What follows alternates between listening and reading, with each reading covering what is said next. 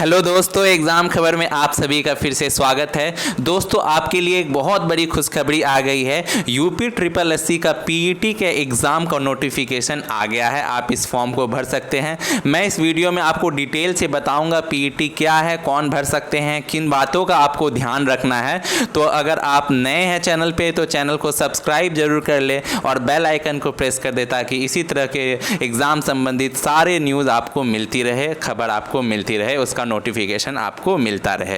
तो दोस्तों, जो यूपी ट्रिपल एससी का पीईटी का जो नोटिफिकेशन है, मैं आपको बता दूं कि इसको भरने का जो डेट है वह 25/5/2021 यानी 25 मई से आज से शुरू होता है और अंतिम तिथि जो है वह 25 यानी 21/6 यानी 21 जून तक आप लास्ट इसे भर सकते हैं। पीईटी है प्रिलिमिनरी एलिजिबिलिटी टेस्ट यानी प्रारंभिक अर्हता परीक्षा। कुछ बातें मैं पीईटी के बारे में आपको बता दूं, यह एक तरह से जो सीईटी आने वाला है कॉमन एलिजिबिलिटी टेस्ट उसी तरह का है। यानी कि इसमें यूपी ट्रिपल एससी में जितने भी पोस्ट होते हैं उससे संबंधित अलग अलग जो पहले विज्ञापन आते थे, अलग अलग नोटिफिकेशन आते थे, अलग अलग एग्ज़ाम होते थे, उनका अब एक कॉमन एग्ज़ाम होगा। एक ही एग्ज़ाम होगा जो पहला लेवल का एग्ज़ाम होगा। 2 लेवल में एग्ज़ाम होंगे। पहला एक एग्ज़ाम होगा टियर 1 यानी पीईटी का एग्ज़ाम, जिनमें जितने भी यूपी ट्रिपल एससी के अंदर आने वाले पोस्ट थे, चाहे वह सचिवालय का हो या अन्य जो भी फॉर्म आता था क्लर्क वाला, या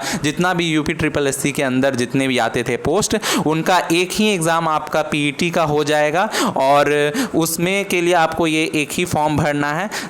उसमें आपका जो भी मार्क्स आएगा उसके अनुसार आपको फिर अर्हता मिल जाएगा। यानी जो भी अलग से फिर जो सेकेंड लेवल का एग्ज़ाम होगा आपके स्कोर के आधार पे वहाँ एग्ज़ाम दे सकते हैं। और जिन बच्चों ने पीईटी का एग्ज़ाम नहीं दिया रहेगा वो उस फॉर्म को नहीं भर सकते हैं। यानी कि 2 टियर में आपका एग्ज़ाम होगा। पहले तो पीईटी सभी को देना है, उसमें जो भी आपका स्कोर आएगा उसी के हिसाब से आपको फिर जो दूसरा एग्ज़ाम होगा अलग अलग विभाग का अलग अलग पद के लिए उसमें आपको चयन किया जाएगा और आप उसको डाल सकते हैं। यानी कि ये पीईटी देना बहुत ही आपके लिए ज़रूरी है, तभी आप अगला चरण का एग्ज़ाम दे सकते हैं और अलग अलग नोटिफिकेशन नहीं आएगा। फिर से मैं एक बार आपको बता दे रहा हूं कि आप इसे ज़रूर भरें और दें, नहीं तो फिर आप यूपी ट्रिपल एससी के अंदर आने वाले जो भी ग्रुप सी के पोस्ट होते हैं उनका फॉर्म नहीं भर पाएंगे। आप एग्ज़ाम अगर पीईटी का नहीं देते हैं तो आप उसका एग्ज़ाम नहीं दे पाएंगे। तो अगर आपको क्लियर हो गया हो तो मैं आपको आगे बता देता हूं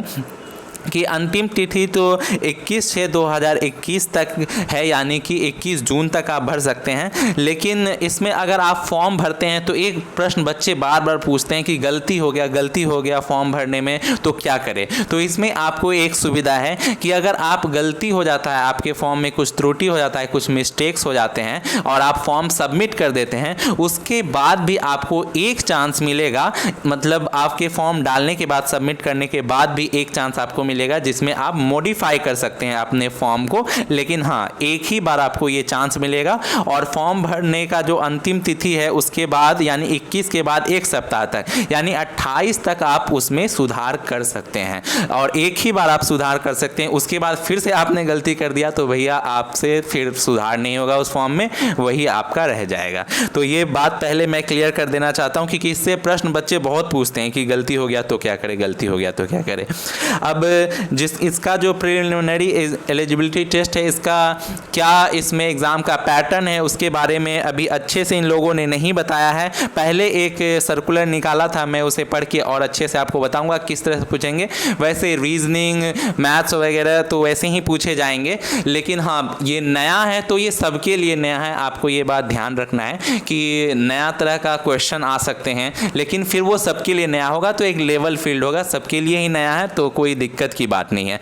एज की बात करें तो 18 से जो मैक्सिमम एज होता है यूपी ट्रिपल एससी में वो 40 वर्ष होता है। कुछ पदों पे 21 वर्ष भी हो सकता है, तो वो जो सेकेंड एग्जाम होगा उसमें उसी तरह से शॉर्ट लिस्टेड किया जाएगा और बाकी वैसे 18 से लेकर 21 साल तक आप 40 साल तक लास्ट 40 है। और उसके अलावा आरक्षण जो मिलते हैं जैसे कि SC ST OBC वगैरह को, उनको जो एज का क्राइटेरिया में छूट मिलता है वो तो वैसे ही मिलेगा जैसे पहले मिलता था। इसके बाद इसमें आपको बता दूं मैं कि इसका पैसे मतलब फॉर्म के दाम कितने होंगे। तो फॉर्म का जो जनरल कैटेगरी के छात्र हैं उनके लिए जो है 185 रुपये फॉर्म का कॉस्ट है और 185 रुपये उनके फॉर्म का है और ओबीसी लोगों के लिए भी 185 रुपये है 185 और जो SC ST है उनके लिए 95 रुपये लगेंगे इसमें। तो जो विकलांग है, जो फिजिकली चैलेंज है, उनके लिए फॉर्म का कॉस्ट 25 रहेगा। तो ये भी आप ध्यान में रख सकते हैं। बाकी जो एलिजिबिलिटी होती है जैसे कि आप भारत के नागरिक होने चाहिए, ये सारे सेम है एज इट इज़, जैसे आप फॉर्म पहले भरते थे वैसे ही है। पासपोर्ट साइज वगैरह डालने का सब चीज़ वैसा ही है। एक चीज़ और आप इसमें ध्यान रख सकते हैं कि इसमें आपको एजुकेशनल क्वालिफिकेशन क्या होना चाहिए। तो या तो आप हाई स्कूल पास होने चाहिए या उससे ऊपर आप ग्रेजुएशन वगैरह, वो फिर जो दूसरा एग्ज़ाम होगा ना उसमें आप लोग को उसी तरह से शॉर्ट लिस्टेड किया जाएगा, वही बच्चे देंगे। लेकिन पीईटी में आप अगर हाई स्कूल पास हैं तो आप इसको आराम से भर सकते हैं। और मैं तो कहता हूँ आप जितने भी हैं सब इस फॉर्म को ज़रूर भरें, नहीं तो बाद में आप पछता सकते हैं। तो ये डिटेल्ड मैंने इसके बारे में बता दिया। अगर कुछ फिर भी आपको क्वेश्चन रह जा रहा हो इसमें पूछना तो आप ज़रूर कमेंट सेक्शन में पूछें, मैं उसका उत्तर दूंगा। और चैनल को सब्सक्राइब कीजिए, लाइक कीजिए वीडियो को। धन्यवाद।